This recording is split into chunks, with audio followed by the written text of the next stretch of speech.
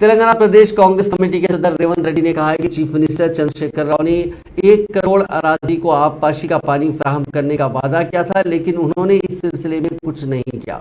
रेवंत रेड्डी ने हाथ से हाथ जोड़ो यात्रा के हिस्से के तौर पर आज बोधन हल्के के सारंगपुर में प्राणहिता चेवड़ा प्रोजेक्ट के 20वें पैकेज के इलाके का दौरा किया और किसानों से बातचीत भी की। उन्होंने इल्जाम लगाया कि वजीर आला चंद्रशेखर राव ने प्राणहिता चेवड़ा प्रोजेक्ट का रीडिजाइनिंग किया, जिसकी वजह से इस इलाके के रहने वाले लोगों को नुकसान पहुंचा। उन्होंने कहा कि उस वक्त के वजीर आला डॉक्टर वाई.एस. राजशेखर रेड्डी के जरिए शुरू किए गए प्राणहिता चेवड़ा प्रोजेक्ट को तब्दील करके सरकारी खजाने को लूटने का काम केसीआर हुकूमत ने किया। उन्होंने कहा कि राजशेखर रेड्डी कालेश्वरम में जलयज्ञम किसी के तौर पर उन्होंने प्राणहिता चेवड़ा शुरू किया था, लेकिन उस पूरे प्रोजेक्ट को तब्दील कर दिया गया।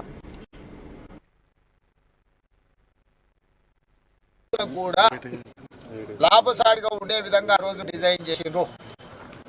నేను ఈ యాత్ర మొదలుపెట్టిన తర్వాత సిరిసిల్ల నియోజకవర్గానికి వెళ్ళిన అక్కడి రైతుల దృష్టికి తీసుకెళ్తే ప్రాణహిత చేవెళ్లలో 9వ ప్యాకేజీని పరిశీలించడానికి వెళ్ళిన 2014 వరకు కాంగ్రెస్ పార్టీ చేసిన పనులు ఆ తర్వాత ఒక్క అడుగు కూడా ముందు పడలేదు।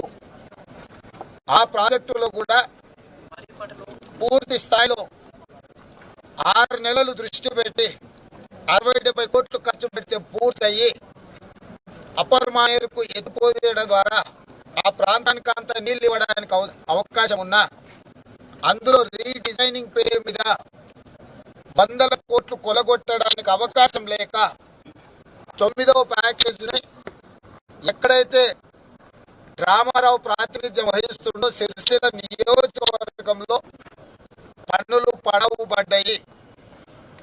ఇప్పుడు నిజామాబాద్ నియోజకవర్గంలో నేను పర్యటన చేస్తున్నా। మొన్న నిజామాబాద్ రూరల్